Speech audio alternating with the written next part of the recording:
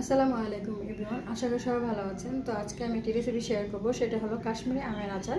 এটা রোদে ঝামেলা নেই, এটা চুলাতেই তৈরি করা যায়। তো আমি প্রথমে আমগুলা কেটে লবণ পানিতে সারা রাত ভিজিয়ে রেখেছিলাম। তারপর একটা শুকনো কাপড় দিয়ে একদম পানিগুলো আম থেকে জড়িয়ে নিয়েছি, মানে চিপে চিপে, জাস্ট পানি যেন না থাকে। তারপর আমি চিনি দিয়ে শিরাতে জাল ছাড়াই কিছুক্ষণ ভিজিয়ে রেখেছি। যখন দেখছি যে পানিটা চিনিটা ছেড়ে দিয়েছে, তখন আমগুলো আবার উঠিয়ে ওই শিরা থেকে আবার উঠিয়ে এখন আমি চুলায় বসিয়ে দিয়েছি।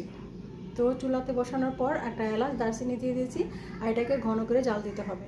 যখন ঘন হয়ে আসবে তখন আমি ওই যে চিনি থেকে উঠিয়ে রেখেছিলাম যে আমগুলা, সেটা আবার এই শিরাতে দিয়ে দেবো। তো এটা যখন ভালো মতো জাল দেবো হালকা, তারপর একটু আমি চিলি ফ্লেক্স বা শুকনো মরিচ এর গুঁড়ো করে নিয়েছি, সেটা আমি এটা দিয়ে দেবো। তারপর দেওয়ার পর আমি এটাকে আর কিছুক্ষণ জাল করব। তারপর একটু আদা কুচি দিয়ে দেবো। তো এই তো কিছুক্ষণ জাল করার পর একটা ফাইনাল লুক আসবে আঠা আঠা, তখন এটাকে আমি নামিয়ে নেব। তো এই তো জাল দিচ্ছি, আর যখন দেখবে বেশি শিরা লাগে তখন আমগুলো আবার উঠিয়ে নেবেন, আবার সেটা খালি জাল দিবেন। তো এইভাবে তৈরি করে নেবেন কাশ্মীরি আচার।